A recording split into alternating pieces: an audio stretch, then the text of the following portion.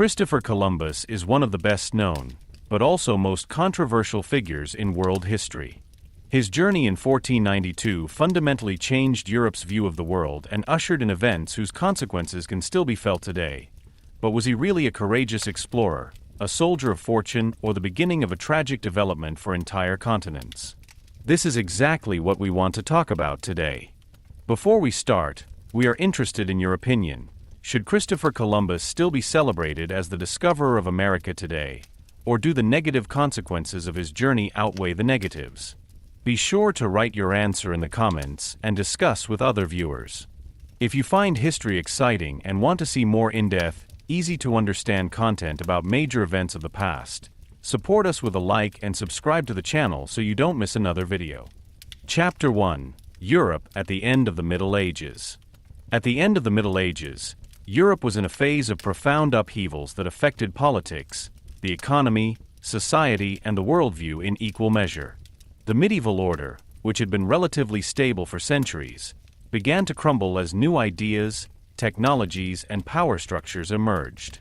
This transitional period, which is often referred to as the threshold to the modern era, formed the historical breeding ground for the great voyages of discovery of the 15th century, and thus also for the journey of Christopher Columbus. At that time, Europe was not a unified continent, but a mosaic of kingdoms, principalities, city-states, and ecclesiastical territories. Powerful monarchies such as Portugal and Spain began to centralize, while other regions still followed strongly feudal structures. The nobility, the church, and aspiring merchant classes struggled for influence. The cities in particular became increasingly important, as they were centers of trade, crafts, and finance. In them, a new economic dynamic emerged that was no longer based solely on agriculture and land ownership, but on money, the flow of goods and markets. Trade played a key role in this. Luxury goods from Asia, especially spices such as pepper, cinnamon, and nutmeg, but also silk, gemstones, and porcelain, were highly sought after in Europe. They were not only considered status symbols, but were also highly lucrative economically. Spices were used, for example, to preserve food and improve taste, while silk was valued as an exclusive material for the upper class. However, access to these goods was difficult, expensive, and uncertain. The traditional trade routes to Asia ran by land and sea along the so-called Silk Road and through the eastern Mediterranean. Central hubs were cities such as Constantinople, which was conquered by the Ottoman Empire in 1453. This event had enormous economic consequences for Europe. The Ottomans now controlled important trade routes and levied high tariffs, which made the transport of goods more expensive and politically dependent. European traders, especially from Italian city-states such as Venice or Genoa, increasingly lost their privileged position in Eastern trade. This situation led to growing dissatisfaction in Europe and to intensive reflection on alternatives. The desire for direct trade routes to Asia became stronger and stronger. If it were possible to bypass the middlemen, spices and other goods could reach Europe more cheaply and on a larger scale. At the same time, the rulers hoped to expand their political influence and open up new sources of income. Trade, power, and prestige were closely linked. Parallel to these economic motives, a significant technical change took place. Shipbuilding made great progress in the late Middle Ages. New types of ships such as the caravel were faster, more maneuverable, and more seaworthy than older models. They had improved sailing techniques, such as the lateen sail, which also made it possible to sail against the wind. This allowed ships to cover longer distances on the open sea without having to constantly keep an eye on the coast. Navigation also developed decisively. Instruments such as the compass, the astrolabe, and later the Jacob staff helped sailors to determine their position based on stars and celestial bodies. Portolan maps, which depicted coastlines, ports, and distances with relative precision, further improved orientation. Although navigation on the high seas remained risky and imprecise, the combination of new tools and growing experience made long-sea voyages realistic for the first time. The intellectual change of this epoch should not be underestimated. The medieval worldview, strongly influenced by religious ideas, slowly began to open up. Scholars again dealt more intensively with ancient texts, especially from Greco-Roman antiquity. The Earth was increasingly understood as a sphere, even if its actual size was still misestimated. These assumptions later played a central role in the idea of being able to reach Asia via the western route. In addition, a new self-confidence spread. Man no longer saw himself only as part of a divinely determined order, but increasingly as the creator of his own destiny. Curiosity, a spirit of discovery, and a willingness to take risks became positive qualities. Rulers promoted expeditions not only out of economic interest, but also out of a desire to achieve fame and make history. Portugal in particular played a pioneering role in this development. Early on, the country began to systematically explore the African coast. The goal was to find a sea route to India that led around Africa. These expeditions provided valuable experience in navigation, shipbuilding, and the organization of sea voyages. At the same time, they proved that it was possible to cross known borders and sail unknown seas. Spain, on the other hand, faced new challenges after the completion of the Reconquista, the reconquest of the Iberian Peninsula from Muslim rule. The United Kingdom was looking for ways to consolidate its power and compete with other European powers. In this political and economic climate, ambitious ideas fell on open ears, even if they initially seemed risky. In summary, it can be said that at the end of the Middle Ages, Europe was characterized by a strong field of tension. Old structures were confronted with new possibilities. Uncertainty met a spirit of optimism. The desire for new trade routes, driven by economic pressure and political competition, was combined with technical innovations and a changing view of the world. Without these prerequisites, the great voyages of discovery, and thus also the voyage of Christopher Columbus, would hardly have been conceivable. This Europe was willing to take risks, cross borders, and redefine the known world. Capital 2. Die Idee einer Westfahrt. The idea of reaching Asia by sea to the west was as bold as it was controversial at the time of the late 15th century. At the center of this presentation was Christopher Columbus, a navigator with extraordinary self-confidence, great determination, and a firm conviction. The Earth was much smaller than many scholars assumed, and the path to East Asia across the Atlantic must therefore be short and feasible. This conviction formed the spiritual foundation of his famous journey, but at the same time its greatest error.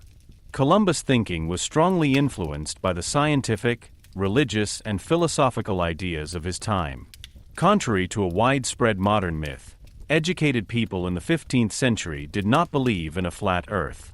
The spherical shape of the Earth has been known since antiquity and was also taught in the Middle Ages. However, there was disagreement about the actual circumference of the Earth and about the eastward expansion of the Asian continent. This is exactly where Columbus came in, and this is exactly where his momentous calculation error lay.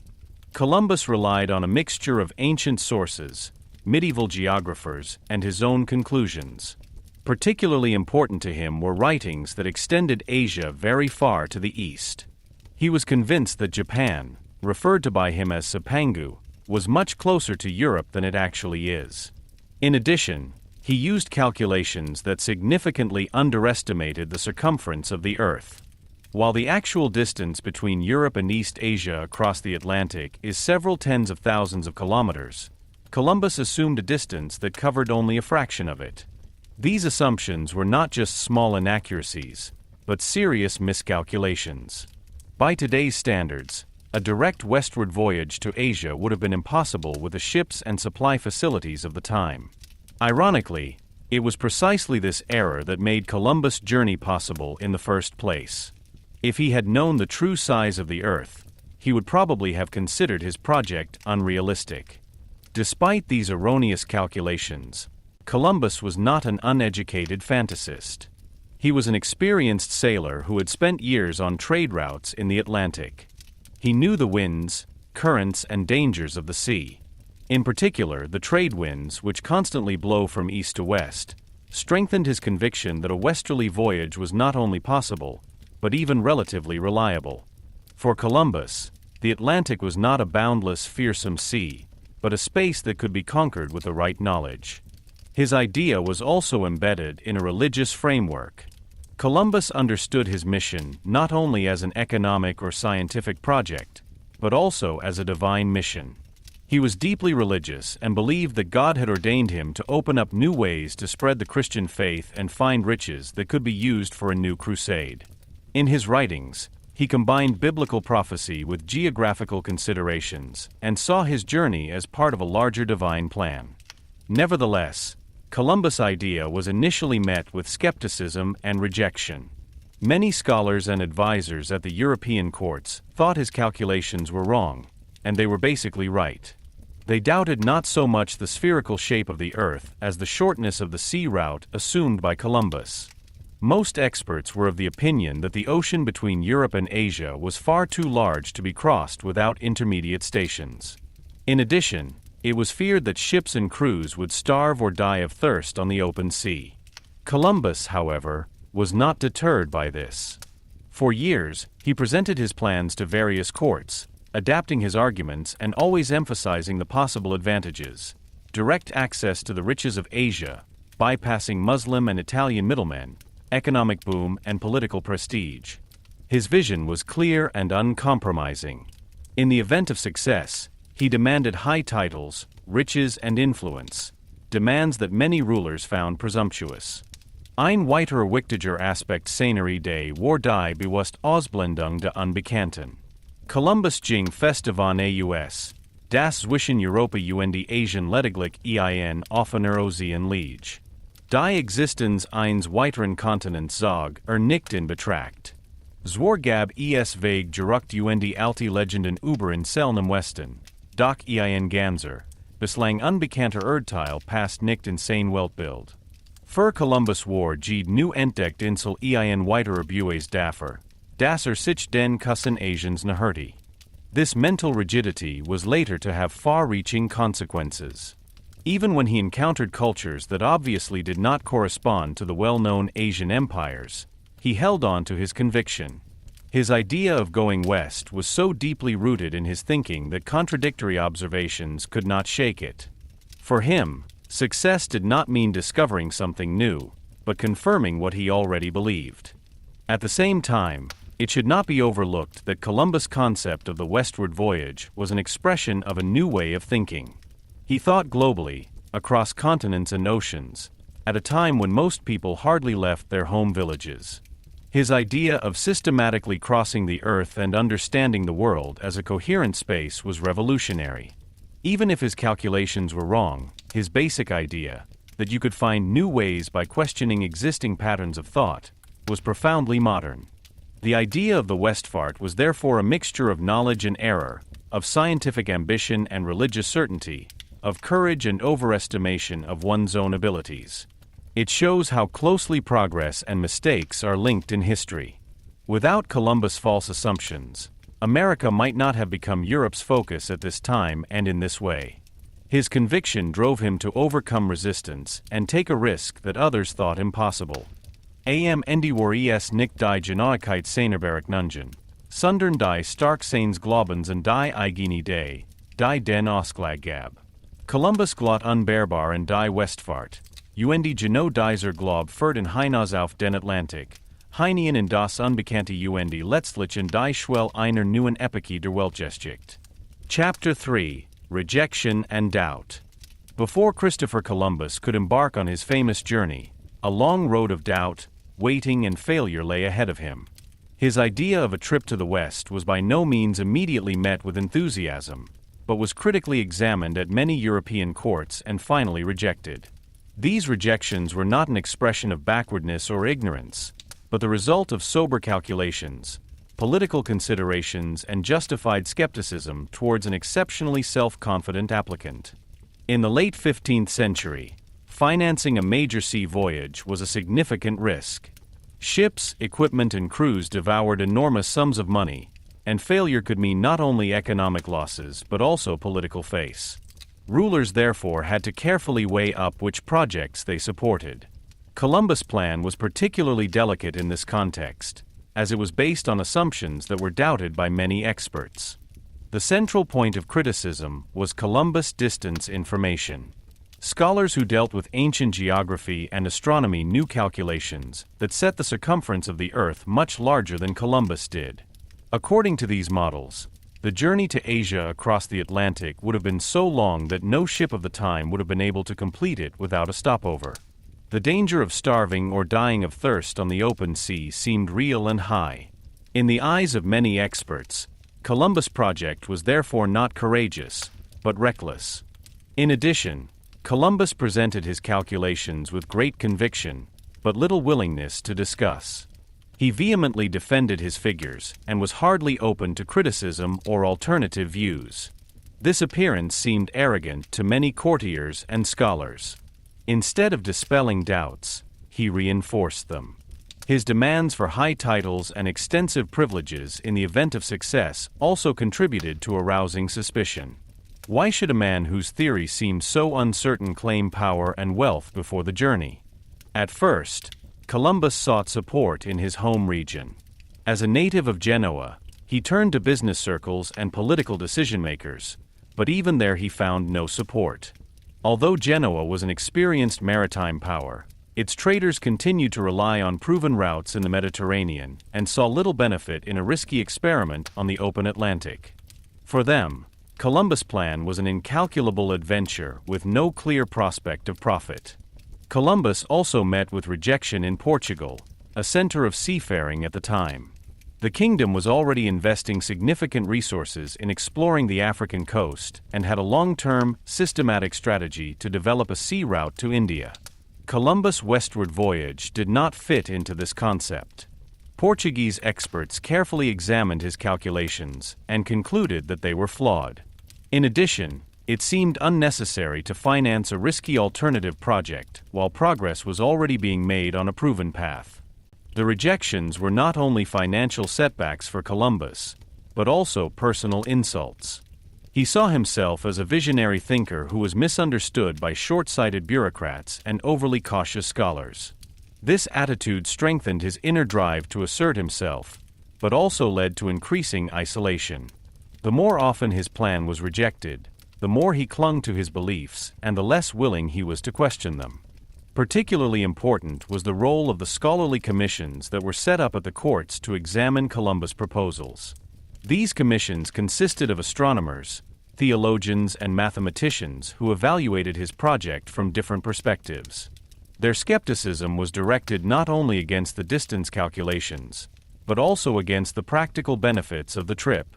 Even if Columbus were to reach Asia, it was unclear whether the discovered territories would actually be economically viable or whether the effort would justify the return.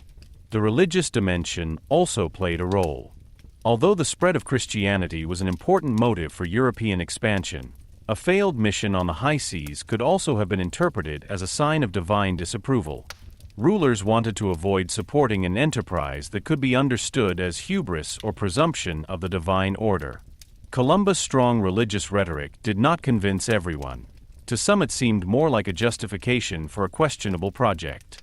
Years of rejection forced Columbus to live a life of uncertainty. He was constantly traveling, living on supporters, friends, and occasional donations. At the same time, he worked tirelessly to spread his idea.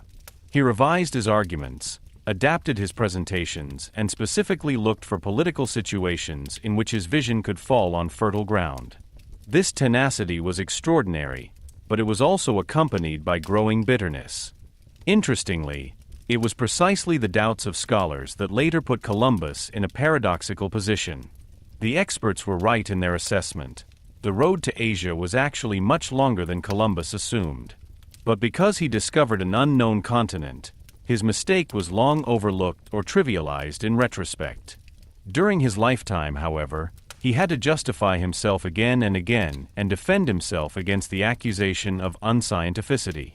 The rejection at the courts shows that the Europe of the late Middle Ages did not blindly follow every adventure. Decisions were weighed up, risks analyzed, and specialist knowledge taken seriously. Columbus' plan initially failed not because of a lack of courage on the part of his contemporaries, but because of the fact that his assumptions were not very convincing from the point of view of the time. Only special political constellations and strategic considerations were later to lead to him being given a chance after all. This chapter of doubts and rejections is crucial to understanding Columbus' personality. It explains his indomitable will, but also his later uncompromising attitude. Those who fight against resistance for years tend to no longer perceive criticism as a helpful test, but as a personal attack. The early rejections had a lasting impact on Columbus and influenced his actions at sea as well as his decisions as administrator of the newly discovered territories. Thus, the rejection of his plan was not a mere prelude to the great discovery, but a central part of the story. It illustrates how closely progress, skepticism, and error are linked. Without a doubt, there is no trial, without examination there is no conscious decision, and without the long years of rejection, Columbus might never have become the figure who eventually made history. Chapter 4: Support from the Spanish Crown. After years of rejection, doubt, and uncertainty, Christopher Columbus finally came to a decisive turning point: the support of the Spanish Crown. What seemed impossible for a long time became reality in the end, not because his calculations suddenly proved correct, but because Spain's political, economic, and religious interests coincided with Columbus' vision at that very moment. The monarch's decision was less an act of blind trust than the result of strategic considerations in a period of profound historical upheaval. Spain found itself in a special situation at the end of the 15th century. The unification of the kingdoms of Castile and Aragon under Isabella I of Castile and Ferdinand II of Aragon had created a new center of political power. These monarchs, later known as the Catholic monarchs, pursued the goal of consolidating their empire, strengthening it externally and establishing it as a European great power. The conclusion of the Reconquista in 1492, with the conquest of Granada, not only marked the end of Muslim rule in the Iberian Peninsula, but also freed up financial and military resources. With the victory over Granada, however, all tension had by no means disappeared from the empire. Thousands of soldiers, civil servants, and nobles who had previously been tied up in the war were looking for new tasks. At the same time, the crown needed new sources of income to fund its ambitions. In this context, the idea of expansion, trade, and new territories became more attractive. Columbus' project thus fell at a time when Spain was willing to take risks in order to achieve long-term benefits. A central motivation of the Spanish crown was economic competition with other European powers, especially Portugal. Portugal had established itself as a leading seafaring nation early on and controlled large parts of trade along the African coast. A sea route to Asia around Africa seemed to be only a matter of time for the Portuguese. Spain was in danger of falling permanently behind in this race. The westward journey offered the opportunity to compensate for this disadvantage or even overtake it. In addition to economic motives, the desire for wealth played a decisive role. The reports of gold, spices, and precious goods from Asia had fired the imagination of the European elites for decades. Columbus promised not only a new trade route, but also direct access to these riches, without intermediaries, without foreign tariffs, without political dependencies. For the Spanish crown, this meant the prospect of immense revenues that could fill the treasury and secure the power of the empire. Equally important was the religious aspect. Isabella and Ferdinand saw themselves as defenders and promoters of the Catholic faith. For them, the spread of Christianity was not only a spiritual task, but a political instrument. New territories meant new souls to proselytize and new allies in Christendom's global power structure. Columbus deliberately took up this idea and presented his journey as a divinely legitimized mission. He promised to carry the Christian faith to distant countries and to find potential allies in the fight against Islam. Despite these points of contact, the support of the Spanish crown was by no means immediately certain. Columbus also had to face critical examinations here. Several commissions examined his plans, his calculations, and his demands. In particular, his claims to high titles, including that of Admiral of the Ocean and Viceroy over all newly discovered territories, met with resistance. For many court officials, It seemed disproportionate to grant such far-reaching power to a man without aristocratic origins, even before the success of his project had been proven. The negotiations dragged on for years and were marked by setbacks. At times it seemed as if Columbus had finally lost in Spain as well. He left the farm, convinced that he had failed again. However, it was precisely this moment of apparent defeat that led to a reassessment of his project. Some influential advisors realized that the financial risk of the planned expedition was comparatively low. 3 ships and a manageable crew did not pose an existential burden to the crown, especially compared to the enormous potential profits. In the end, strategic logic prevailed. Even if Columbus failed, the losses would be limited. However, if he succeeds, Spain could gain a historic advantage. This cost-benefit analysis was decisive for the final approval. The famous treaties that Columbus finally concluded with the crown regulated his titles, rights, and obligations. They reflect both confidence in his vision and the desire not to relinquish control over possible discoveries. The support of the Spanish crown was thus not an act of romantic adventurousness, but the result of sober power politics. Isabella and Ferdinand acted as rulers who recognized opportunities and were willing to take calculated risks. Columbus, on the other hand, knew how to adapt his idea precisely to these interests. He promised wealth, fame, and religious expansion, 3 goals that perfectly met the self-image of the Spanish monarchy. With the official approval, Columbus' vision was transformed from a controversial idea into a state-supported project. The financing of the expedition gave him not only material resources, but also legitimacy.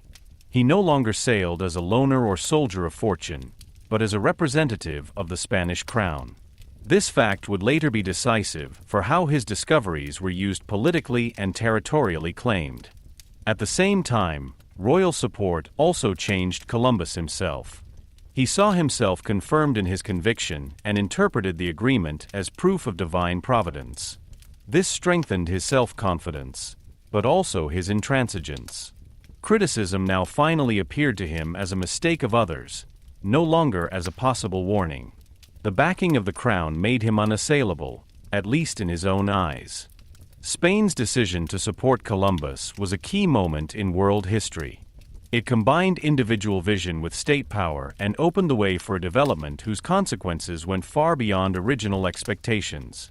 What began as a search for a trade route led to the encounter of 2 worlds and the emergence of a global age. Chapter 4 thus shows that great historical turning points are rarely the result of a single brilliant idea. They arise where personal conviction meets political interests. The Spanish crown supported Columbus not despite, but because of the uncertainty of his project, because it saw in him a unique opportunity to make history. Chapter 5: Preparations and Contracts. With the decision of the Spanish crown to support the westward voyage, Christopher Columbus began a new phase of his project, the concrete preparation of the expedition. An idea that had been discussed for years has now become a practical company that had to be planned, organized, and contractually secured. This phase was characterized by great expectations, but also by uncertainties, because no one knew whether the trip would actually lead to the hoped-for success. At the center of these preparations were initially the legal agreements between Christopher Columbus and the Spanish crown. Columbus was aware that his opportunity was unique, and he wanted to use it to secure a prominent position for himself. The treaties that were eventually negotiated granted him exceptional titles and privileges in the event of a successful outcome of the expedition.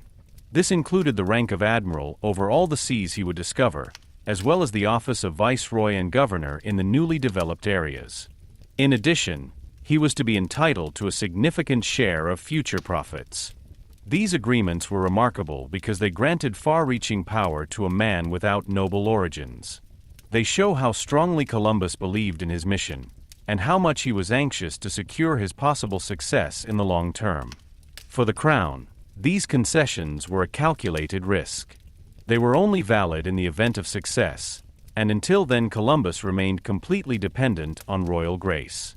At the same time, the monarchy retained supreme authority and ensured that all discoveries were ultimately made in the name of Spain. In addition to the legal issues, The practical preparations now came to the fore. One of the first tasks was to procure suitable ships. The choice fell on 3 relatively small but proven seagoing vessels that were suitable for long voyages. They had to be stable enough to cross the Atlantic, but at the same time agile and easy to maneuver. Large merchant ships would have been too slow and cumbersome for such a journey. The selection reflected the findings of shipbuilding at the time and showed that Columbus and his supporters took a pragmatic approach despite all the uncertainties. Equipping the ships posed another challenge. Food, drinking water, tools, spare parts and weapons had to be planned for a journey, the duration of which no one could estimate exactly. Although Columbus assumed a relatively short crossing, even according to his own calculations, the crew had to survive several weeks at sea. Rusks, salted meat, legumes, wine and oil were part of the standard food, supplemented by barrels of fresh water. These supplies had a limited shelf life, which further increased the time pressure. Equally important was the nautical equipment. Compasses, maps, hourglasses, and simple astronomical instruments were brought on board to enable navigation. However, the maps were incomplete and partly speculative, especially as far as the western Atlantic was concerned. Much was based on assumptions, hopes, and isolated reports. The journey was therefore not only a technical challenge, but also a mental one, in which experience and improvisation were to play a decisive role. One of the most delicate tasks was the recruitment of the team. Many sailors were skeptical about the planned trip. The Atlantic Ocean was considered dangerous and unpredictable, and the idea of sailing for weeks without sight of land aroused fears. Rumors of sea monsters, endless seas, and certain death circulated even among experienced seafarers. In addition, Columbus as a person was not without controversy. His self-confident appearance and high ambitions did not make him popular everywhere. In order to find enough men, various means were resorted to. Experienced seafarers from coastal regions were recruited, sometimes with the promise of wages, booty, and social advancement. In some cases, convicted criminals were also pardoned if they agreed to participate in the expedition. This was not an unusual practice and illustrates how difficult it was to attract enough volunteers for such a risky undertaking. The composition of the team was correspondingly diverse. In addition to experienced helmsmen, sailors, and ship's carpenters, there were also interpreters, clerks, and clergymen on board. Each had a specific task, but they all shared the same uncertainty about what awaited them. The mood was a mixture of hope, fear, and curiosity. For many, the journey was a unique opportunity to escape poverty or achieve fame. For others, a risk they took only for lack of alternatives. Columbus himself played a central role in this phase. He supervised the preparations, controlled the equipment, and tried to consolidate his authority over the team. At the same time, he was dependent on the support of local officials and port administrations. He was not met with enthusiasm everywhere. Some saw him as a dreamer, others as a dangerous adventurer. But the royal treaties gave him the necessary legitimacy to overcome resistance. However, the contracts also had a downside. They created high expectations that put pressure on Columbus. A failure of the expedition would not only have had financial consequences, but would also have destroyed his reputation and his future. The privileges that beckoned to him in the event of success made the risk all the greater. Columbus was aware of this, but he interpreted this situation as a test and a sign that great things were at stake. As the preparations progressed, it became clear how much theory and practice could diverge. Calculations on paper now had to prove themselves in reality. Any mistake in the planning could have fatal consequences on the open sea. At the same time, it became clear that the expedition was not a purely individual project, but a complex interplay of royal power, economic interests, and human hopes. The last days before the departure were marked by tension. The ships were ready, the crew was on board, and the contracts were signed. Nevertheless, a feeling of insecurity remained. No one could guarantee that supplies would be sufficient, that navigation would succeed, or that the discipline of the crew would be maintained. Columbus' vision was on the verge of facing reality, with all its unpredictable consequences. Chapter 5 makes it clear that the voyage of discovery did not begin on the open sea, but long before, in negotiations, planning and preparations. The treaties between Columbus and the Spanish crown created the legal framework for an undertaking of historic significance. The equipping of the ships and the recruitment of the crew transformed these agreements into concrete action. This phase already showed how closely hope and risk were linked, an area of tension that was to shape the entire journey. Chapter 6: The Departure of 1492. In August 1492, Christopher Columbus reached the moment he had been working towards for years. After endless negotiations, doubts, and preparations, the fleet was finally ready to leave Spain and set course for the unknown. The departure marked not only the beginning of a sea voyage, but also a historical turning point, the significance of which no one could fully grasp at the time. The mood was characterized by hope, nervousness, and a deep uncertainty about what lay beyond the known horizon. In the early morning of the day of departure, the three ships left the port of Palos. For most of those involved, it was a farewell with no certainty of return. Families, friends, and curious people had gathered to watch the descent. Some looked proudly at the men on board, others with concern or quiet doubt. The sails were hoisted, the ropes were loosened, and slowly the ships moved away from the shore, while the familiar land behind them grew smaller. For Christopher Columbus, this moment was of particular importance. He saw it as the fulfillment of his destiny. After years of rejection and waiting, he was now at the head of an expedition that would make his vision a reality. At the same time, he bore full responsibility for the ships, crew, and the trust of the Spanish crown. The departure was both a triumph and a test for him. The first leg of the trip led along well-known routes to the Canary Islands. This part of the voyage was used to make final repairs, replenish supplies, and prepare the ships for the long crossing. Nevertheless, this phase was not free of problems either. Delays, minor technical difficulties, and organizational challenges reminded everyone involved how fragile the company was. Every delay fueled the fear that the project could fail before it had really begun. When the fleet finally left the Canary Islands and set course for the open Atlantic, the situation changed fundamentally. Now there was no turning back without loss of face and possible punishments. In front of the ships lay an ocean that only a few Europeans had traveled so far before. Maps were vague, distances uncertain, and the idea of not seeing land for weeks was frightening for many on board. The uncertainty was particularly evident in the mood of the team. Although most of them were experienced sailors, even they now moved outside their usual world of experience. The lack of familiar coastlines, the uniform horizon, and the endless water had an effect on the psyche. Every day without visible progress increased the worry of getting lost or trapped in a sea without end. Columbus was aware of these fears and tried to actively counteract them. He was determined, optimistic, and controlled. To the outside world, he conveyed security, even if he himself may not have been free of doubts. He carefully kept a record of distances and course, deliberately informing the crew of shorter daily distances than were actually covered. This measure was intended to prevent the extent of the trip from causing unrest too early. The departure also meant the final step into the unknown. Rumors of dangers on the open sea were widespread. Some sailors feared falling into the abyss at the edge of the world. Others believed in sea monsters or deadly fog. Even though many of these ideas came more from superstition than from real experience, they had an influence on the mood on board. The Atlantic was not only a geographical, but also a psychological border. In addition, there was uncertainty about wind and weather. Although the fleet took advantage of favorable winds, storms, calms, or unpredictable changes in the weather could occur at any time. The ships were robust, but not designed for extreme conditions.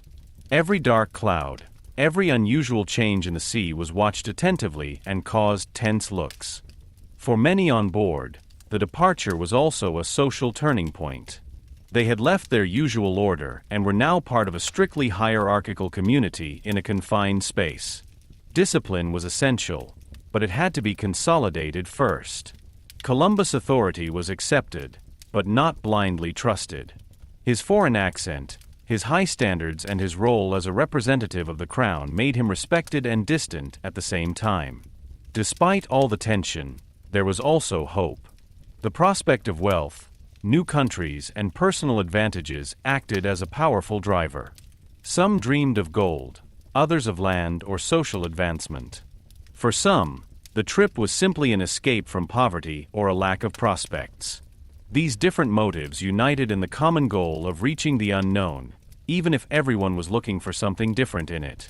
The departure in August 1492 was therefore more than a geographical event. It was a moment of decision, in which courage and uncertainty, faith and doubt met. The fleet carried not only people and supplies, but also expectations, hopes and fears across the Atlantic. Each nautical milestone they traveled took them further away from the familiar world and led them deeper into a future that no one could have foreseen. In retrospect, the departure often seems to be the natural beginning of a great discovery. But from the perspective of those involved, it was a leap into the unknown, carried by incomplete knowledge and a strong belief in success. The decision to leave the coast of Spain behind took courage, not only from Columbus, but from every single man on board. Chapter 6 makes it clear that the historic moment of the departure was not marked by certainty, but by risk. The departure in 1492 was the point at which idea, preparation, and hope met the harsh reality of the sea. From that moment on, nothing was theoretical anymore. The journey had begun, and with it a chain of events that were to change the world permanently. Chapter 7: Life on Board. With the departure of the last known coasts, an everyday life began for the crew of the ships, which had little to do with adventure romance. Life on board was hard, full of deprivation, and marked by constant physical and psychological stress. For weeks in a confined space, surrounded by water and sky, with no certainty about the destination or duration of the journey, the men faced challenges for which even experienced sailors were only partially prepared. The ships themselves were small and offered little comfort. Space on board was strictly limited, and every square meter was used. Most sailors slept on deck or in low dark rooms below the waterline, often among supplies, ropes, and tools. There were no separate bedrooms, no privacy, and hardly any protection from the weather. Rain, wind, and spray regularly penetrated the interior of the ships and made clothing and sleeping places damp and cold. The daily routine was clearly structured and determined by hard work. Sails had to be set, hauled in and repaired, the deck cleaned, the ropes checked, and the course monitored. This work was repeated daily, regardless of exhaustion or illness. Rest periods were short and irregular, as the ships had to be operated around the clock. Especially at night, when the darkness made orientation difficult, the highest attention was required. The physical strain was additionally intensified by the diet. The supplies on board consisted mainly of non-perishable but nutrient-poor food. Rusk, which was often infested with vermin, salted meat, dried legumes, and wine formed the main food. Fresh water was strictly rationed and lost quality over time. Fresh fruit or vegetables were almost completely absent, which led to deficiency symptoms in the long term. Hunger was a constant companion, even if there were still formally supplies. Diseases spread easily under these conditions. The cramped accommodation, lack of hygiene, and weakened bodies favored infections. Wounds healed poorly, and even minor injuries could be dangerous. Seasickness afflicted many men, especially in the first few weeks on the open sea. Nausea, dizziness, and exhaustion reduced the ability to work and put an additional strain on the mood. In addition to the physical complaints, the psychological stress often weighed even heavier. The uniform horizon, the monotonous sound of the sea, and the lack of any variety had a grueling effect. Days and nights hardly differed from each other, and the sense of time was increasingly lost. With no visible signs of progress, many felt like they were going in circles or cut off from the world. As the duration of the journey increased, the fear of failure grew. The longer no country came into sight, the stronger doubts about the leadership and the entire enterprise became. Rumors were circulating that they had lost their way or that there was no end to the sea. Some feared that the supplies would not be sufficient, others believed that they had been abandoned by God. These fears did not always express themselves openly, but often in quiet resignation or subliminal restlessness.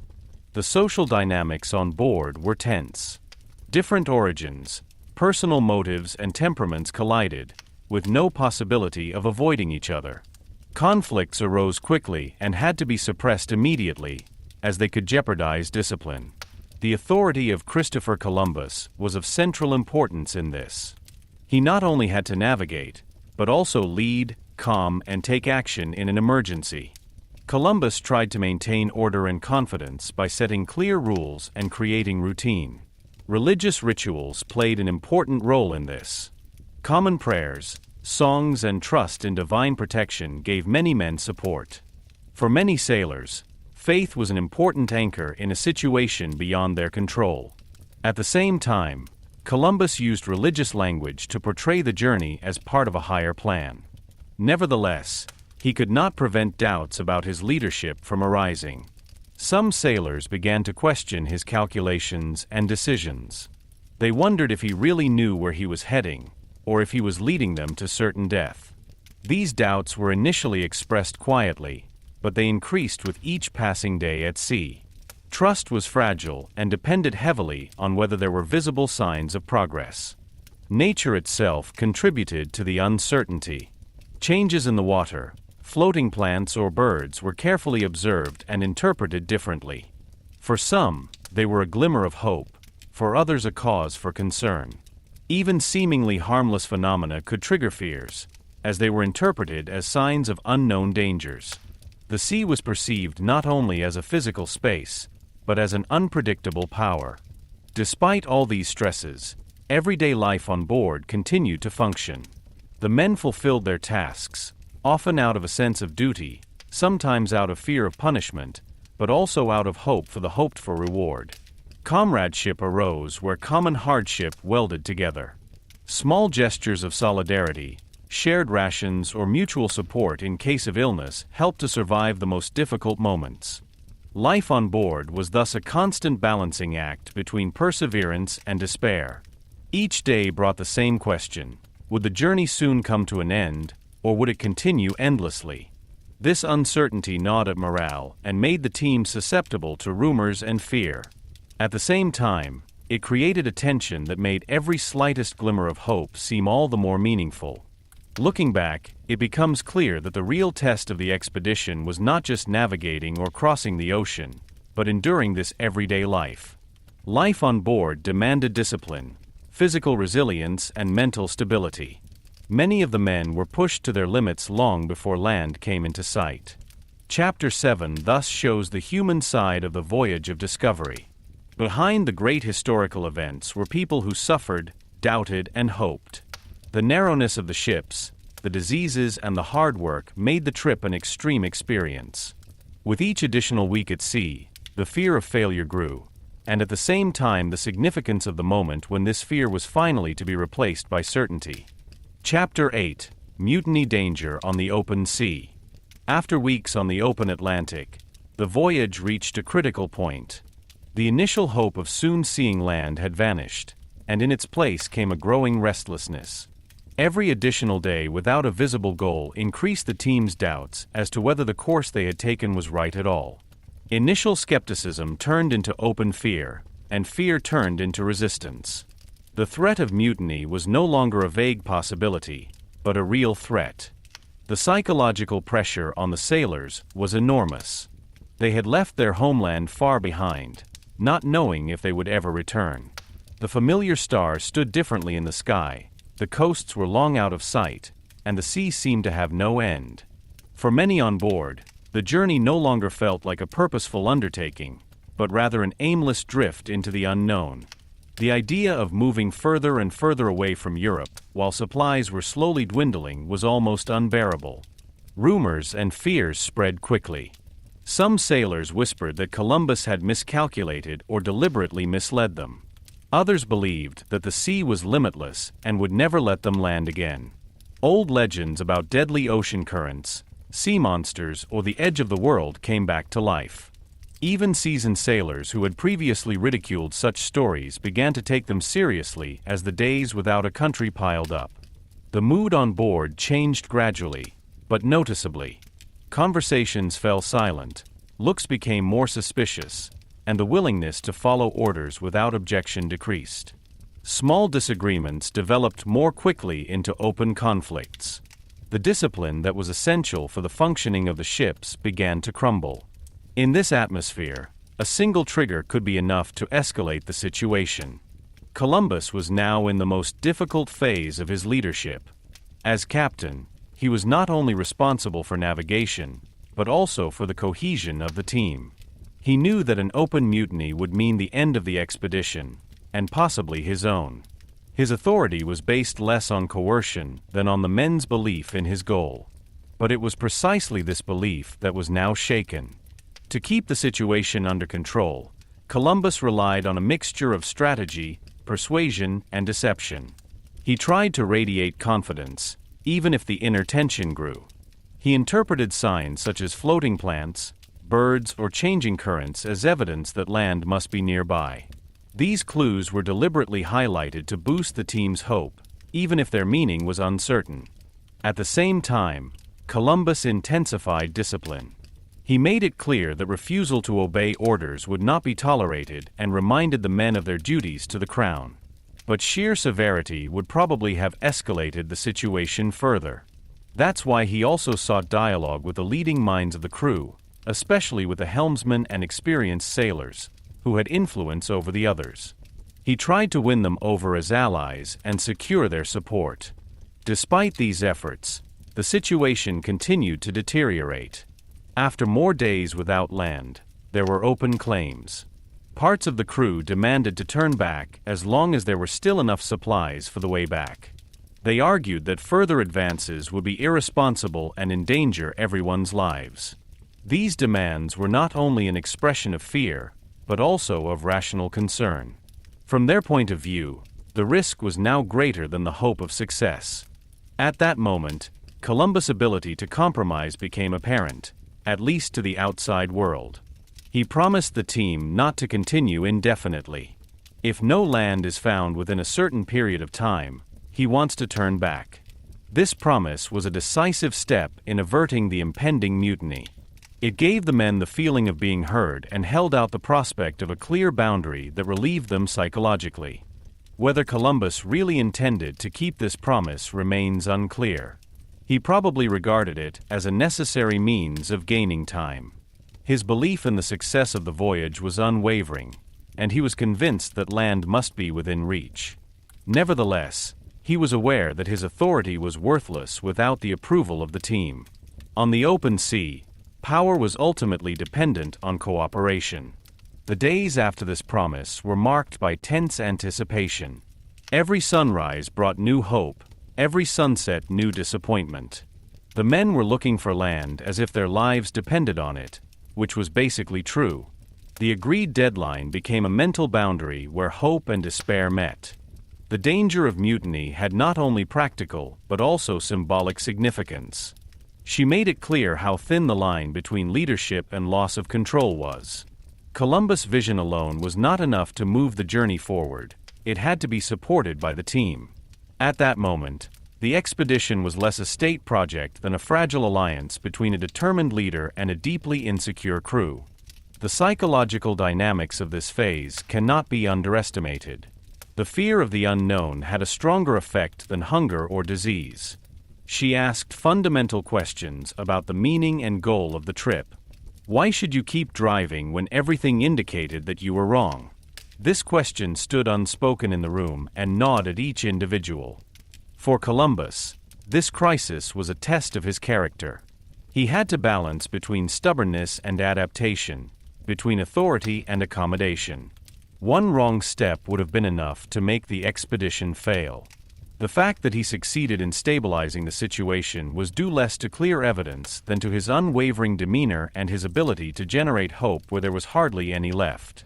Chapter 8 impressively shows that the voyage of discovery was not only a geographical challenge, but above all a human one.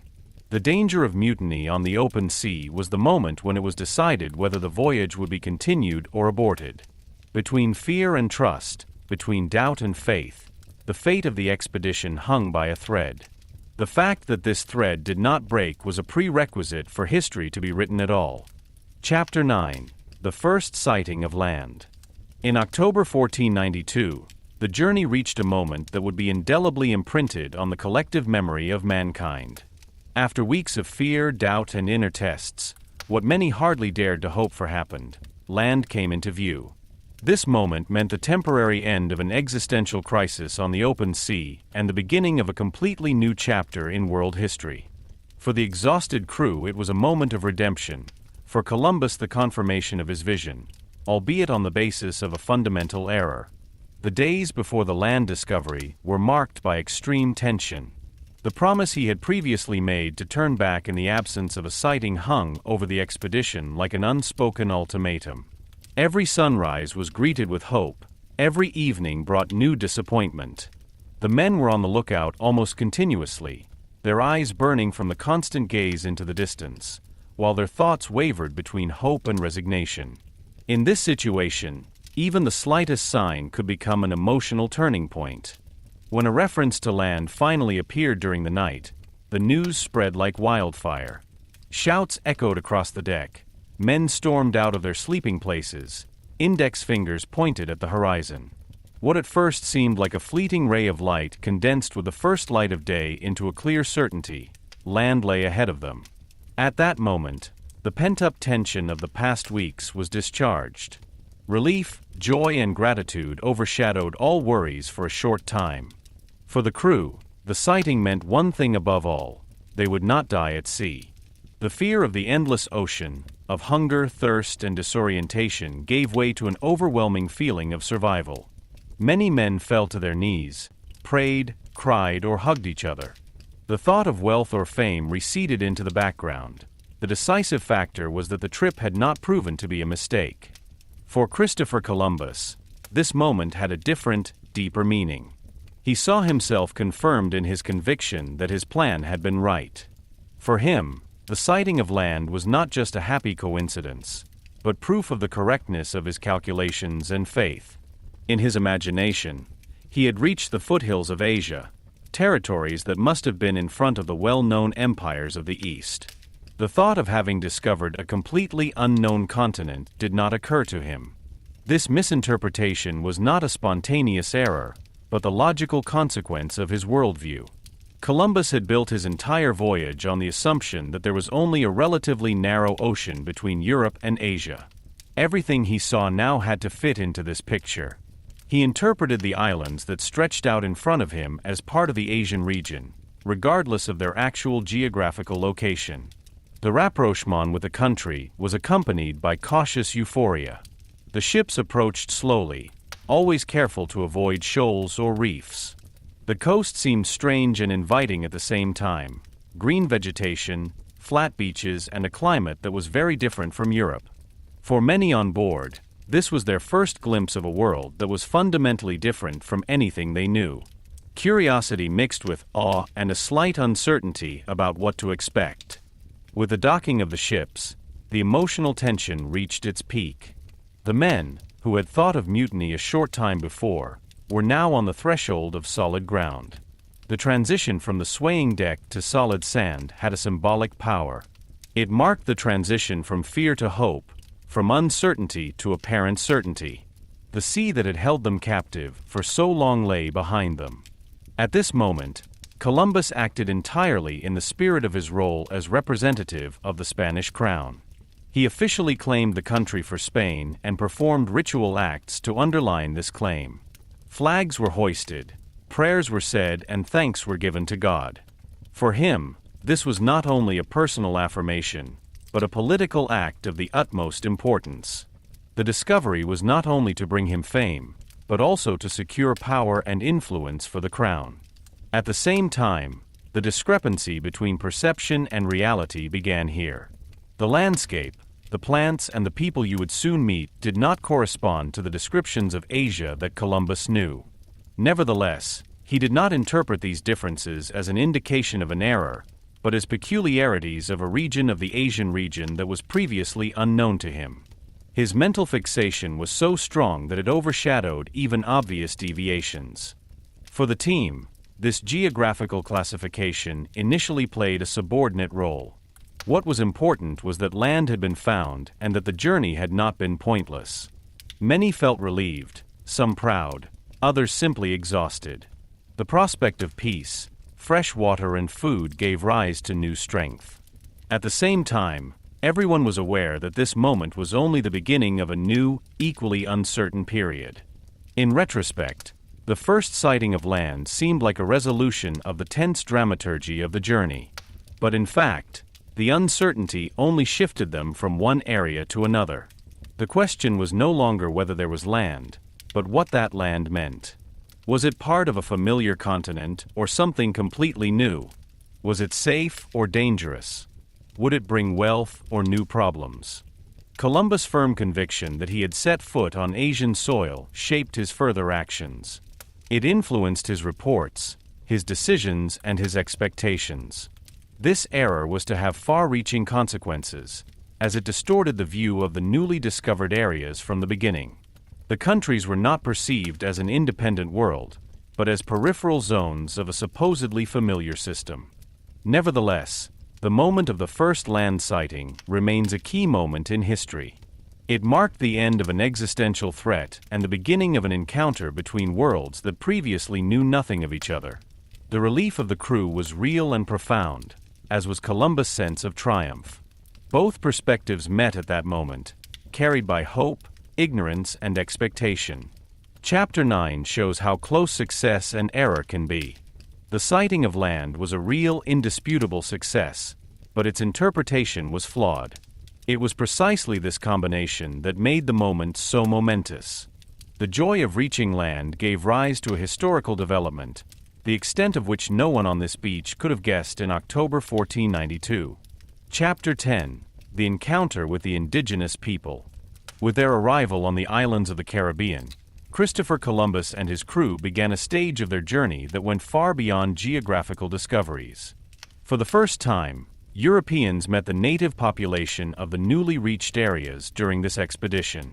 This encounter was characterized by curiosity, caution, and mutual amazement, but also by fundamental misunderstandings that had their origins in different cultures, worldviews, and expectations. What initially began peacefully already bore the seeds of later conflicts. When Columbus and his men first met the locals, the situation was determined by uncertainty on both sides. The inhabitants of the islands had never seen people like this. Men with fair skin, beards, metal weapons, and strange clothes who had come from large ships. For the Europeans, on the other hand, the indigenous people were just as foreign. Their language, their appearance, their clothing, or rather the lack of them, and their way of life did not correspond to any known description from Europe or Asia. The first contacts were mostly peaceful. The locals met the newcomers without open hostility, often with curiosity and restraint.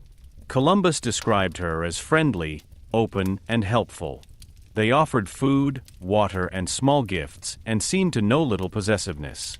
This openness was interpreted by Columbus as a sign of gentleness and credulity, an assessment that included both admiration and dangerous disparagement. Columbus interpreted the behavior of the indigenous people from a clearly Eurocentric perspective. For him, they were part of the world that had to be opened up, proselytized, and politically integrated. He did not regard them as equal partners in an encounter, but as people who were to be brought under the influence of the Spanish crown and Christianity. Even in his first impressions, curiosity was combined with the idea of control and utility. A central problem of the encounter was the lack of a common language. Communication took place via gestures, facial expressions, and simple signs, which inevitably led to misinterpretations. Friendly gestures could be misunderstood, as well as restraint or silence. Both sides tried to form a picture of each other, but this picture was inevitably incomplete and distorted. Words, concepts, and values cannot be easily transferred.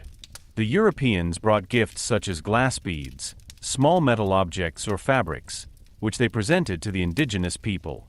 These objects often had no material value for the locals in the European sense, but were accepted out of curiosity or courtesy. Conversely, Europeans showed particular interest in gold jewelry worn by some indigenous people. This interest strengthened Columbus' hope of being close to rich Asian territories and increasingly directed his attention to the economic aspects of the encounter. The indigenous people, on the other hand, could hardly understand the strong desire of the Europeans for gold.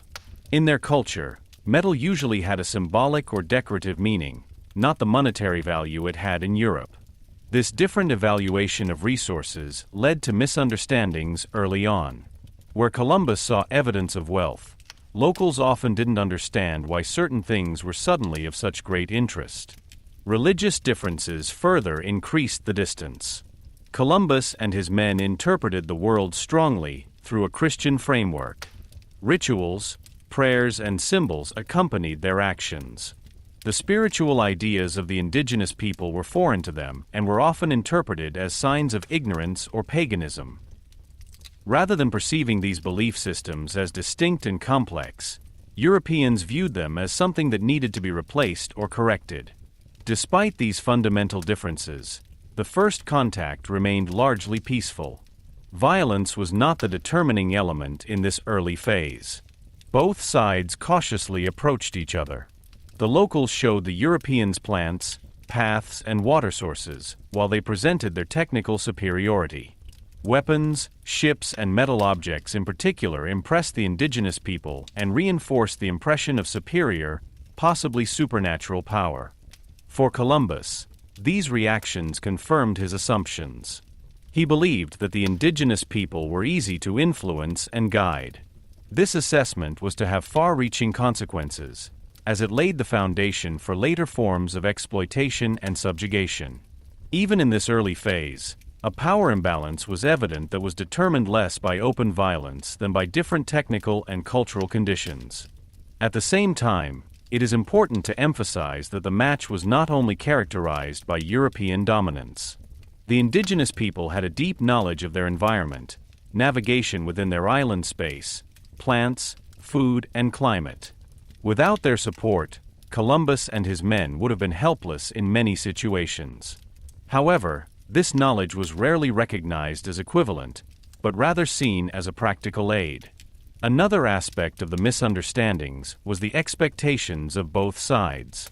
Columbus was looking for wealth, political allies, and evidence of Asia's proximity. The indigenous people, on the other hand, encountered strangers whose intentions they could not fully assess. Kindness could be a means for them to keep the peace or avoid danger.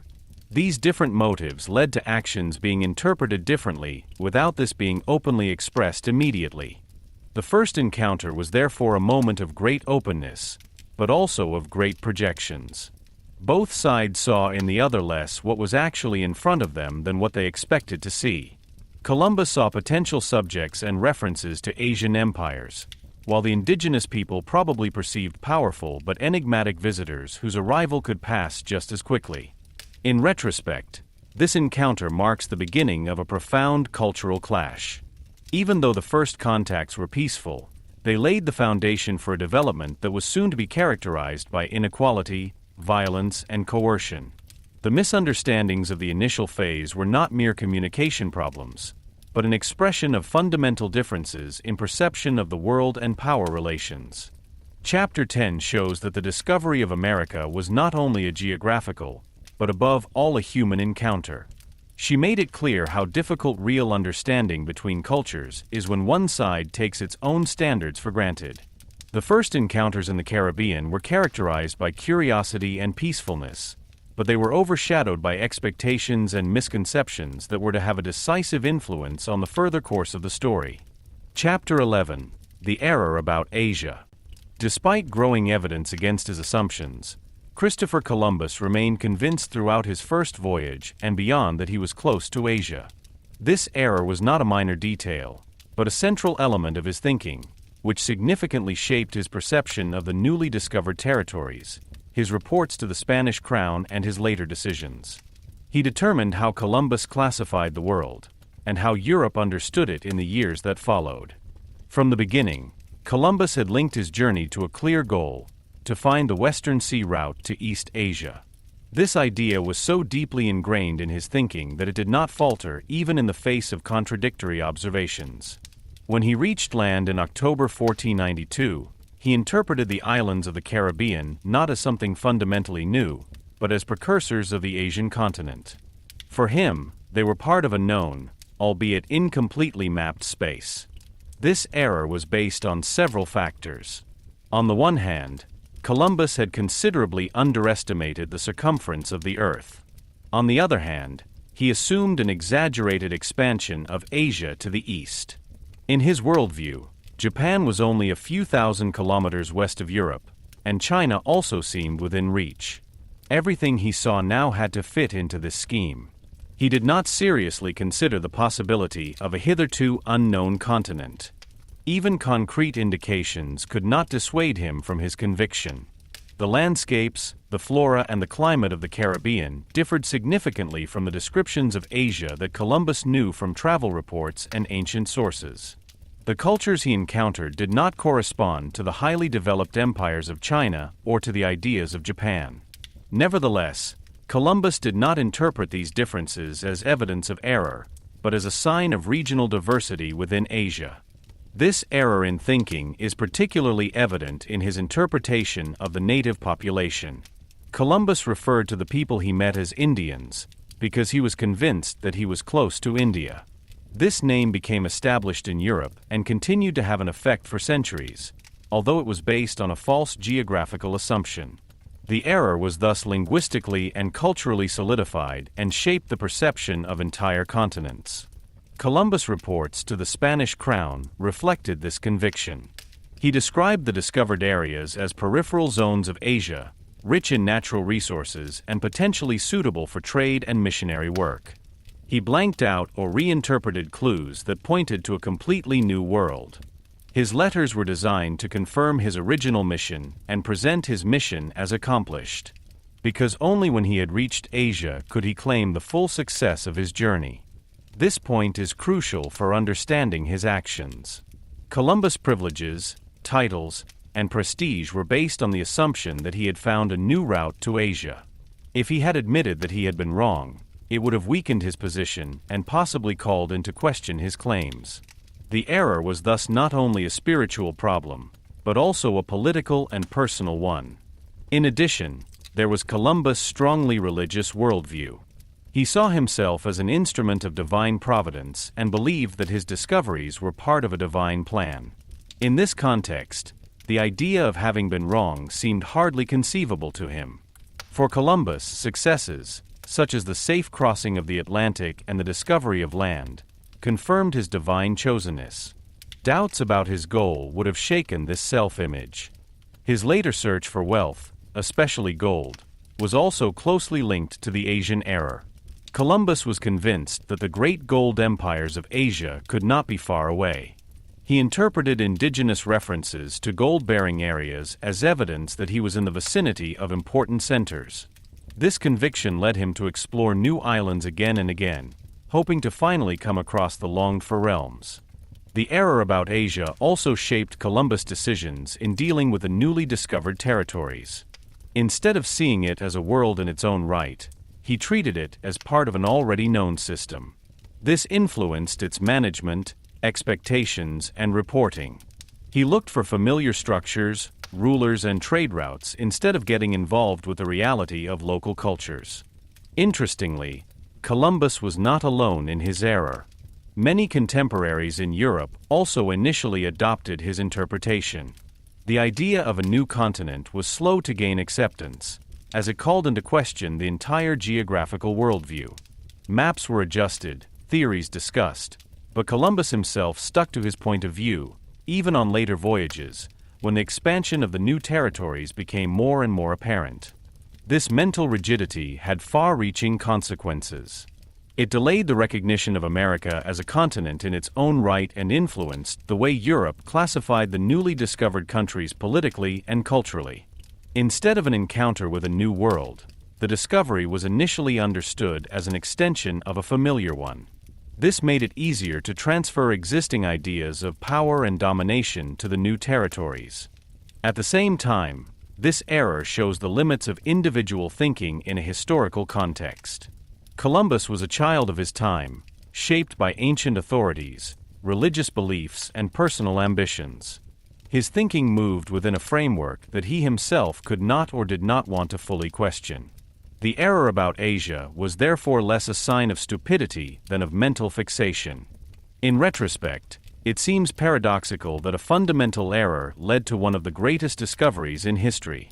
Columbus did not achieve the goal he had set for himself, and yet he changed the world permanently. His adherence to the false assumption shaped not only his own perception, but also the early European view of America. Chapter 11 illustrates how strongly perception and interpretation can influence historical developments. The error about Asia was not a mere mistake, but a structuring element of Columbus' thoughts and actions. He determined what was seen, reported, and decided. Only later generations would realize that Columbus had not reached Asia, but had encountered a completely new world, a realization that marked the beginning of a new era. Chapter 12 Return to Europe. After months at sea, after discoveries, mistakes, and first encounters with an unknown world, Christopher Columbus set out on his return journey to Europe. This phase of the expedition was marked by mixed feelings: relief at what had been achieved, concern for the safe return home, and great expectations of the reaction of the Spanish crown. The return marked not only the end of the first journey, but also the moment when the experience had to be put into words, evaluated, and used politically. The decision to return was made under the impression of the results so far. Columbus was convinced that he had reached the offshore islands of Asia and thus saw his mission as fulfilled. Although he had not found the great empires he had expected, land had been discovered, contacts had been made, and evidence of wealth seemed to be there. For Columbus, it was clear that he had collected enough evidence to present his journey as a success and to secure the support of the Spanish crown in the long term. The return journey itself was by no means without danger. The ships were stressed by the long journey, supplies were limited, and the weather was unpredictable. Storms posed a real threat and made it clear that the expedition could also fail on the way back. Every storm, every damaged plank was a reminder of how fragile success was. Nevertheless, the hope of recognition and reward drove the men to persevere. Columbus used the time of the return journey to prepare his reports. He reflected on what he had seen and placed his experiences in the worldview that he had represented for years. His notes were not neutral protocols, but deliberate representations that were intended to underline the value of his discovery. He emphasized the fertility of the countries, the friendliness of the locals, and the opportunities for trade and missionary work. At the same time, he emphasized his own role as a determined and God-led leader. A central aspect of these reports was the presentation of the new as achievable and usable. Columbus knew that the Spanish crown was less interested in mere curiosity than in concrete benefits. His descriptions aimed to raise expectations: wealth, increased power, and religious expansion. Even though much of it was hope rather than reality, he created a narrative that made his discovery appear to be the beginning of a promising development. The arrival in Europe was an event of great symbolic significance. When Columbus set foot on Spanish soil, he brought with him not only news of new land, but also tangible evidence: strange objects, plants, animals, and some of the natives he had brought with him. These testimonies aroused amazement and curiosity. They made the previously abstract visible and reinforced the impression that something extraordinary had happened. The public's reaction was one of enthusiasm and amazement. Stories of unknown islands across the ocean spread quickly. Columbus was celebrated as a courageous navigator who had dared to do what others had thought impossible. His name was associated with discovery, courage, and divine providence. For many contemporaries, he embodied the spirit of a new epoch in which borders were crossed and the world was expanded. Columbus was received with great respect, especially at court. The Spanish crown recognized the symbolic and political value of his return. He was received, listened to, and honored. His reports were heard, and his successes were publicly highlighted. The fact that he had claimed land in the name of Spain gave the discovery state legitimacy and made it an instrument of power politics. Columbus himself enjoyed this recognition. After years of rejection and doubt, he finally saw himself vindicated. The honors strengthened his self-confidence and strengthened his belief in his own importance. He presented himself as the discoverer of a new sea route to Asia and as a man who had fulfilled a historic mission. He did not allow any doubts about his interpretation. For him, the success was clear and undisputed. At the same time, a phase of classification and discussion began in Europe. Scholars, cartographers, and theologians tried to integrate the new information into the existing worldview. Maps were adjusted, theories were tested, and reports were compared. Although many initially accepted Columbus' account, the first questions arose. The extent of the discovered areas, their location, and their peculiarities did not fully fit the known descriptions of Asia. However, these doubts initially remained in the background, overlaid by enthusiasm for what had been achieved. The return also had concrete political consequences. The Spanish crown began to consolidate its claims to the newly discovered territories. Treaties, agreements, and diplomatic steps were prepared to secure their own influence and avoid conflicts with other European powers. Columbus' discovery was not just a geographical event, but a trigger for far-reaching political decisions. For Columbus, the return also meant the transition to a new role. He was no longer just a seafarer, but a discoverer, reporter, and future administrator. Expectations of him increased, as did the pressure to keep his promises. Fame brought responsibility. The hope for further journeys, greater discoveries, and concrete wealth grew, both for himself and for his patrons. But already in this phase it became apparent that the initial jubilation would not remain unclouded permanently. The discrepancy between high expectations and limited actual returns was palpable. Gold and spices were not available to the extent hoped for, and many questions remained unanswered. Nevertheless, the impression of success initially prevailed. Columbus had found land where no one had expected land before, and this alone was enough to celebrate him as an explorer. The return to Europe was thus a moment of condensation. The months-long journey, the uncertainty at sea, and the first encounters with an unknown world came to a temporary end here. In the halls of the court, in reports and stories, the experience was cast in a form that made it understandable and usable for others. History began to solidify, not only through what had happened, but through what was told about it. Chapter 12 shows how crucial the return was for the effect of the discovery. Without reports, recognition, and political classification, the trip would have remained an isolated event. It was only through the return to Europe that it became a historic turning point. Columbus was celebrated, honored, and recognized as an explorer, a status that was to shape the rest of his life and at the same time lay the foundation for future conflicts. Chapter 13: Further Journeys. The overwhelming success of the first voyage made further expeditions almost inevitable. The Spanish crown had great expectations, and Christopher Columbus himself was firmly convinced that his discovery was only the beginning. In the following years, he undertook several more voyages across the Atlantic with the aim of expanding his previous discoveries, finding riches, and consolidating his position as an explorer and governor. But these later expeditions were much more conflictual and did not bring Columbus the fame he had experienced after his first return. The second trip was already fundamentally different from the first. While Columbus had previously set off with 3 small ships and a comparatively modest crew, it was now a large state-organized expedition. Numerous ships, hundreds of men, clergymen, soldiers, and craftsmen accompanied him. The aim was no longer just to discover, but to show a permanent presence, to found settlements, and to systematically develop the newly reached areas. This changed the character of the undertaking from a voyage of discovery to a colonial project. This change brought new challenges. Columbus was an experienced navigator, but he proved to be much less suitable as an administrator and political leader. The responsibility for a large group of people in a foreign environment posed demands for which he was hardly prepared. Conflicts within the team, Supply problems and different expectations quickly led to tensions. Many of the fellow travelers had hoped for quick riches and were disappointed when these expectations were not fulfilled. The relationship with the local population also deteriorated increasingly. While the first encounters had been characterized by curiosity and relative peacefulness, this changed with the establishment of permanent bases. The need for food, labor, and resources grew, and with it the pressure on the indigenous people.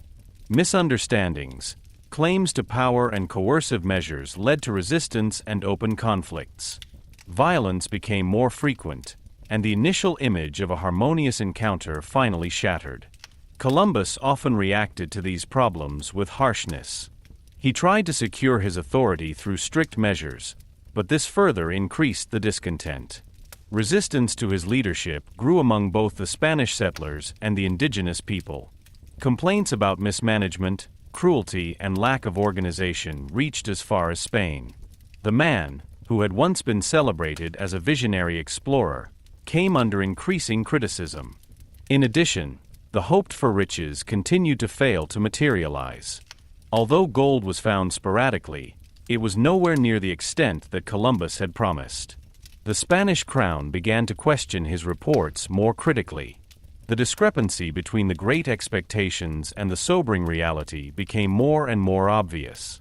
Columbus' insistence on being close to Asia seemed increasingly implausible as the territories discovered grew larger and more diverse. Even the subsequent voyages that Columbus undertook could not fundamentally change this impression. He explored new islands and coasts, but the big breakthrough, proof of a sea route to Asia or access to rich trading centers, failed to materialize. Instead, reports of difficulties, riots, and administrative problems piled up. His fame faded, while doubts about his competence grew. A major factor in Columbus' loss of importance was the change in the European perspective. Other seafarers and explorers came on the scene, explored other parts of the New World, and brought new insights with them. The discovery was increasingly understood as a collaborative process, no longer as the work of a single man. Columbus thus lost his unique position. He was no longer the only one to find new lands, but one of many who were involved in the development. Personally, this loss of importance hit him hard. He felt misunderstood, treated unfairly, and deprived of his deserved fame. In his writings and letters, he vehemently defended himself against criticism and repeatedly emphasized his merits. He saw himself as a victim of envy and intrigue, not as the cause of the problems. However, this attitude prevented a self-critical examination of his own mistakes and contributed to the conflicts coming to a head. The Spanish crown finally reacted with a drastic step. In order to stabilize the situation in the newly discovered territories, it sent its own representatives to review Columbus' administration. These interventions meant a clear limitation of his power. The former governor increasingly lost control and influence. His dream of going down in history as a great explorer and ruler began to shatter. The later journeys were also marked by physical and mental exhaustion. Columbus was no longer the young, hopeful navigator of the first expedition. Illnesses, disappointments, and constant disputes left their mark. Nevertheless, he unwaveringly held on to his conviction that he was fulfilling a world historical mission. Even in the face of growing criticism, he believed that the significance of his discoveries would one day be fully recognized. In retrospect, the subsequent voyages show another side of Columbus. They reveal not only his spirit of discovery, but also his limitations as a leader. The transition from discovery to permanent domination over foreign territories proved to be more complex and conflictual than he had expected. The reality of colonization was characterized by violence, inequality, and resistance, aspects for which Columbus was hardly prepared. Chapter 13 makes it clear that the glory of the first journey was not lasting. The further expeditions took place under more difficult conditions and increasingly brought conflicts to light. Columbus remained a central figure in the early phase of discovery, but his reputation waned as it became clear that discovery alone was not enough to create a new world structure. The story of his subsequent travels is therefore also a story of the failure of expectations. both his own and those who had placed great hopes in him. Chapter 14: Consequences of the Discovery. The voyage of Christopher Columbus in 1492 marked a profound turning point in the history of mankind. What was originally intended as a search for a new trade route to Asia developed into an event of world-changing significance. The discovery of America ushered in a phase of European expansion that had a lasting influence on political, economic, cultural, and demographic processes on all continents. The consequences of this discovery were complex, multi-layered, and had very different effects on the societies involved. For Europe, the discovery of America initially meant an expansion of the geographical worldview. The known world suddenly expanded, and old ideas about the order of the earth had to be reconsidered. Maps have been redrawn, scientific debates have been initiated, and Europe's self-image as the center of the world has been strengthened. The realization that there were vast, previously unknown territories on the other side of the Atlantic fundamentally changed the thinking of scholars, rulers, and merchants. Politically, the discovery ushered in a phase of intensive expansion. European powers began to claim territories in America for themselves, found colonies, and expand their influence. Spain and Portugal initially played a leading role, but other countries soon followed. The New World became the scene of a global power competition in which territories, resources, and trade routes were fought over. Europe increasingly shifted its political focus from the Mediterranean to the Atlantic. Economically, the discovery had far-reaching consequences. New raw materials, especially precious metals such as gold and silver, arrived in Europe in large quantities. This led to enormous wealth for individual states and traders, but also to economic upheavals such as inflation. At the same time, new trade networks emerged that connected Europe, Africa, America, and later Asia. World trade took on a hitherto unknown dimension and laid the foundation for an early form of globalization. The consequences for the indigenous population of America were particularly drastic. The arrival of the Europeans brought with it diseases to which the natives had no immunity. Epidemics led to a dramatic decline in population in many regions. Entire communities collapsed, social structures dissolved, and cultural knowledge was lost. This demographic collapse is one of the most consequential consequences of European expansion. In addition to illness, violence also played a central role. European expansion was often associated with conquest, forced labor, and oppression. Indigenous societies were militarily defeated, expropriated, or forced to adapt.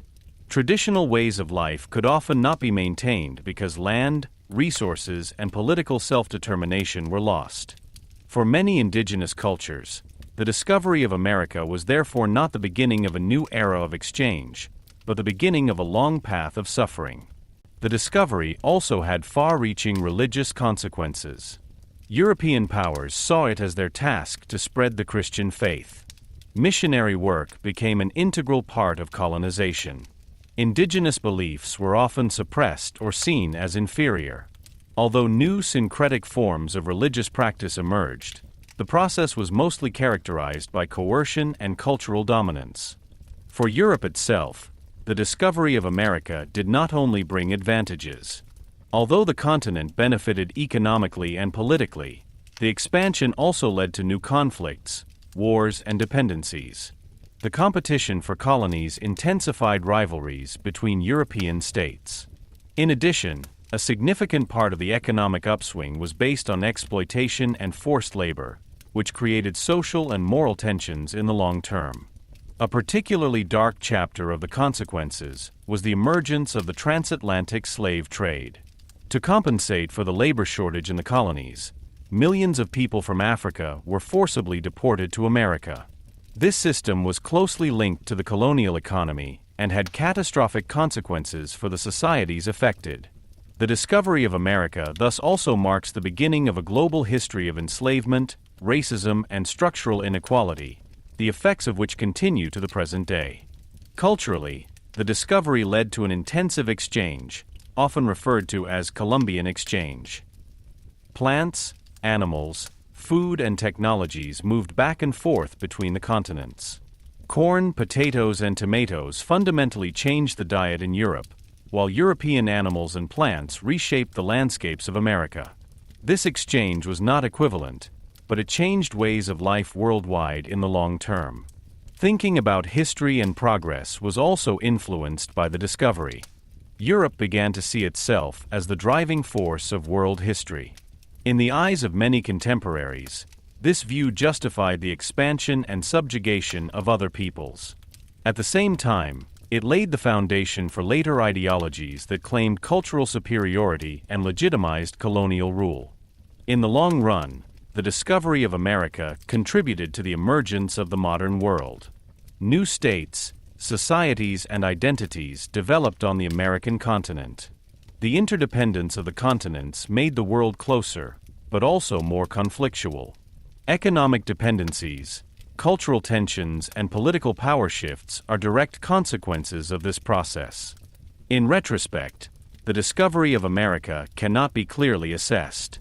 It brought knowledge, exchange, and new opportunities, but also suffering, destruction, and inequality. Its consequences were not the result of a single decision, but of a long chain of developments triggered by Columbus' voyage. The journey of 1492 was thus less an isolated event than the beginning of a profound global change. Chapter 14 makes it clear that the discovery of America is not just a historical fact, but a complex legacy. It shaped the modern world in all its contradictions.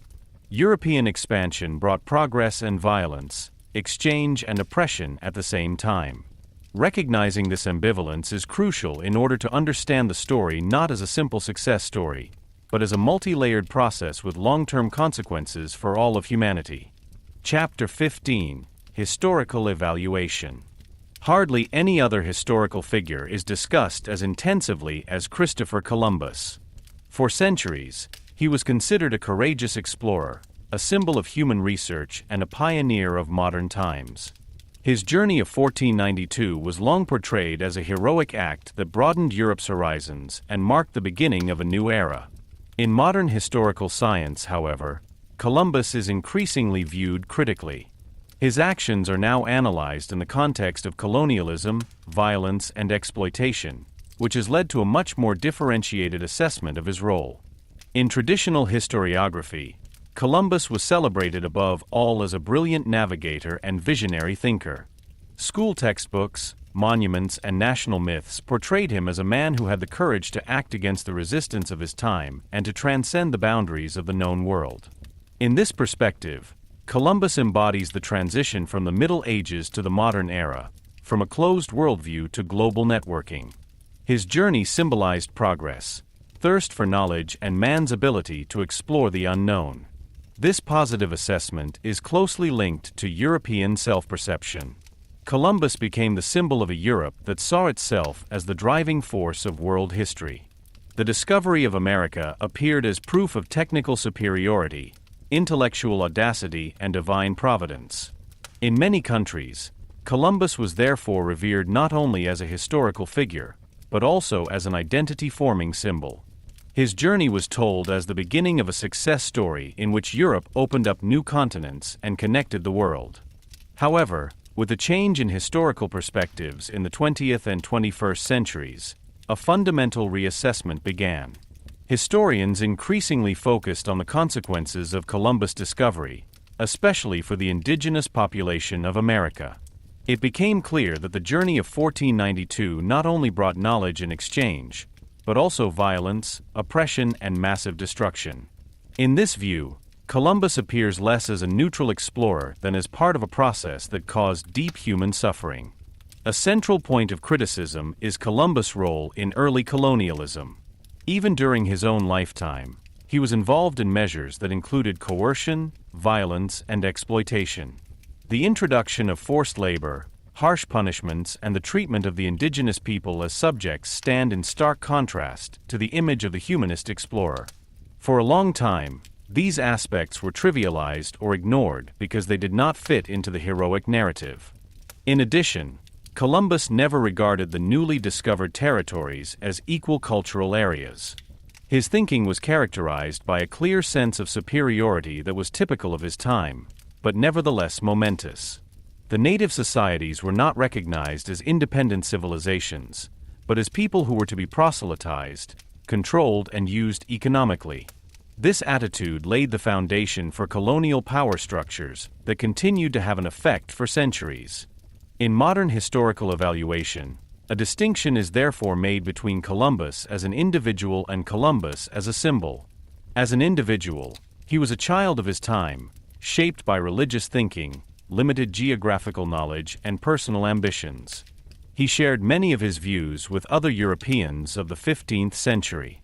As a symbol, however, he stands for a process whose effects went far beyond his personal decisions. The criticism is therefore directed less against Columbus the man alone, but against the system that was set in motion by his journey. Another important aspect of the reassessment is the perspective of indigenous peoples.